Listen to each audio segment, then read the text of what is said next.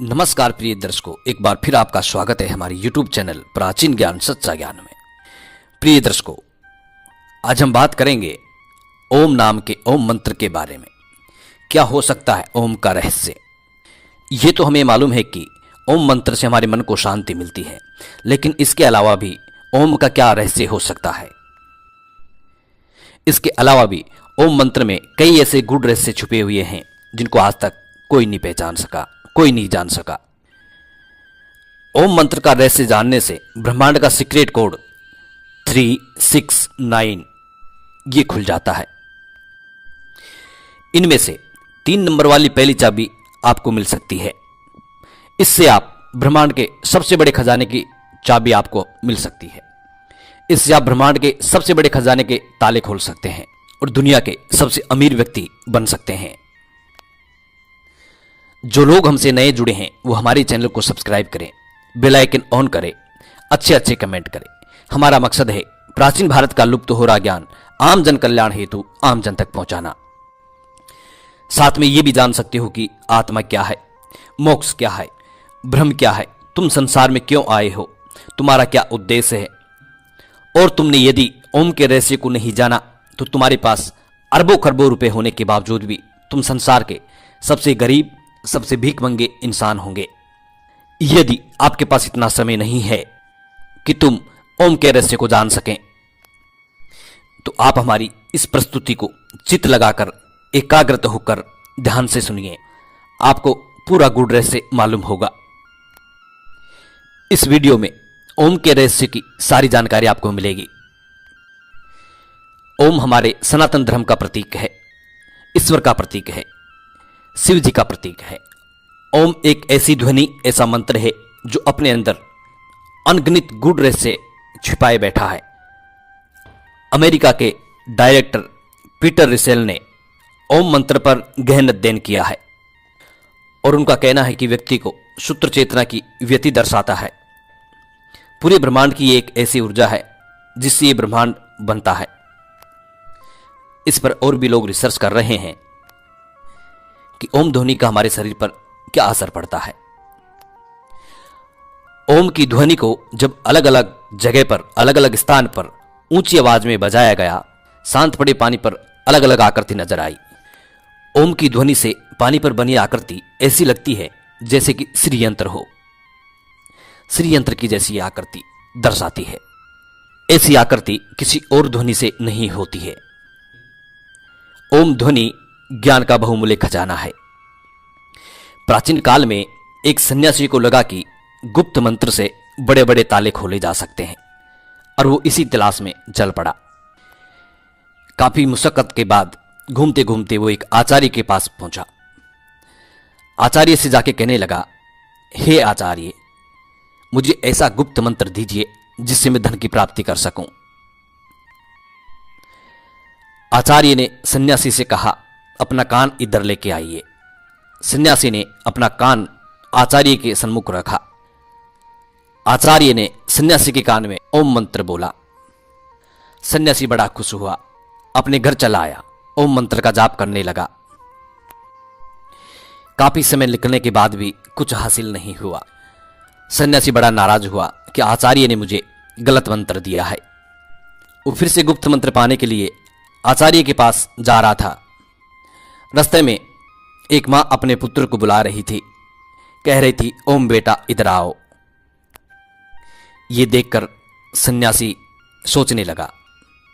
ये देखकर सन्यासी बड़ा आश्चर्यित हुआ, सोचने लगा कि इस गुप्त मंत्र को तो ये भी जानती है, लेकिन खैर कोई नहीं, इसका बेटे का नाम ओम है। सन्यासी वहां से आगे बढ़ा। जब सन्यासी वहां से आगे बढ़ा तो देखा कि कुछ पंडित लोग ओम नमः शिवाय मंत्र का जाप कर रहे थे। उनको देखकर फिर सोचने लगा कि ये लोग भी इस गुप्त मंत्र को जानते हैं। सोचने लगा कि आचार्य ने बिल्कुल मेरे से धोखा ही किया है। जब सभी लोग इस मंत्र को जानते हैं तो ये गुप्त कैसे हुआ। थोड़ा आगे और बढ़ा तो लोग हरिओम का जाप कर रहे थे, हरिओम का जाप कर रहे थे। सन्यासी सोचने लगा कि इस मंत्र को सभी जानते हैं। कोई पहले ओम का नाम ले रहा है तो कोई बाद में ओम का नाम ले रहा है, लेकिन जानते सब है ये गुप्त मंत्र नहीं है। आचार्य ने मेरे साथ धोखा किया है। इतना सोचकर बड़ा क्रोधित होकर वो वहां से चला। इतना सुनकर वहां से बड़ा क्रोधित होकर सन्यासी आचार्य के पास जा पहुंचा। आचार्य से कहने लगा, हे आचार्य, आपने मेरे से धोखा किया है, आपने मेरे साथ धोखा किया है। जो गुप्त मंत्र है ही नहीं ऐसा मंत्र आपने मुझे दिया है। जब इस मंत्र को सभी लोग जानते हैं तो ये गुप्त मंत्र नहीं है, गुप्त मंत्र कैसे हुआ? आप मुझे कोई दूसरा गुप्त मंत्र दीजिए। आचार्य ने कहा, ठीक है,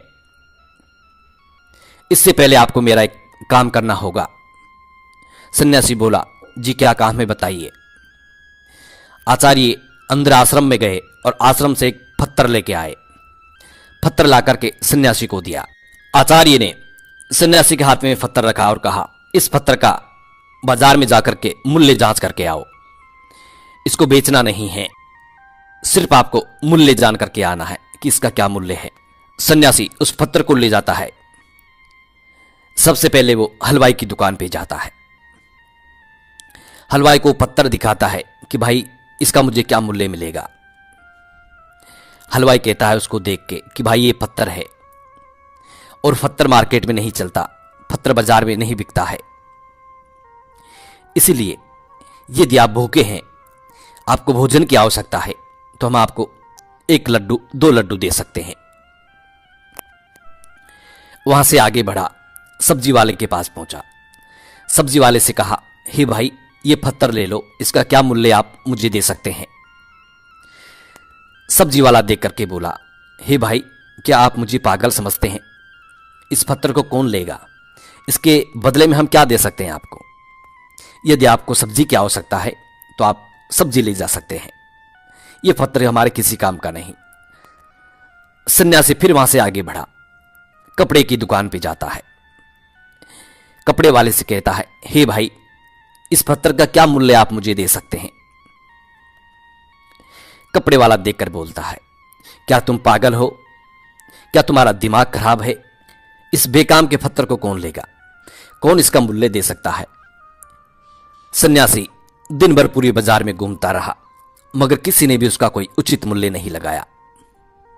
अंत में जाकर के वो किसी जोहरी की दुकान पे पहुंचा। जब जोहरी की दुकान पे पहुंचा, जोहरी को उसने वो पत्थर दिखाया। जोहरी से कहा, हे भाई इस पत्थर का आप मुझे क्या मूल्य दे सकते हैं? जोहरी ने उस पत्थर को देखा। जोहरी की आंखें फटी की फटी रह गई। जोहरी बोला, हे भाई ये इतना कीमती पत्थर, इतना कीमती रत्न कहां से लेके आए हो? भाई ये बड़ा कीमती है, इसका मूल्य तो मेरे पास भी नहीं है। मैं अपनी सारी संपत्ति, अपनी दुकान, घर सब कुछ बेच दूं तब भी इसका मूल्य मैं आपको नहीं दे सकता, इतना कीमती है। और इस राज्य में शायद ही कोई ऐसा धनी व्यक्ति होगा जो इसका मूल्य आपको दे सके। इतना सुनकर वो वहां से पत्थर को लेकर के सन्यासी वापिस आश्रम आते हैं। आचार्य से आके बोले, हे आचार्य जब ये इतना कीमती रत्न है आपको मालूम है, तो फिर आपने मुझे बाजार में इसका मूल्य जांचने के लिए क्यों भेजा है? हे आचार्य जब आपको मालूम है कि कीमती रत्न है तो आपने इसका बाजार में मूल्य जांचने के लिए मुझे क्यों भेजा है? आचार्य बोला, हे भाई इसी तरीके से, आचार्य बोला, इसी तरीके से ओम मंत्र का रहस्य भी हर किसी को मालूम नहीं है। हीरे की पहचान सिर्फ जोहरी कर सकता है। हर किसी को ओम मंत्र के बारे में भी पता नहीं है कि ओम मंत्र का क्या गूढ़ रहस्य है, कितना गुप्त मंत्र है, इंसान को कैसे कैसे खजानों की ये चाबी दे सकता है। सन्यासी की बात समझ में आई। सन्यासी ने गुरु को दंडवत प्रणाम किया, आचार्य को दंडवत प्रणाम किया और माफी मांगी, चरणों में लेट गए। कहने लगे, गुरुवर मुझे क्षमा करें, मैं अज्ञानी मूर्ख समझ नहीं सका। इसीलिए ओम मंत्र बहुत शक्तिशाली है, ब्रह्मांड की चाबी है। जितनी भी हम भाषाएं बोलते हैं, जितनी भी संसार में ध्वनि उत्पन्न होती है, जितने भी रंग है संसार में, सभी ओम मंत्र से उत्पन्न है। सृष्टि का विकास ओम मंत्र से हुआ है।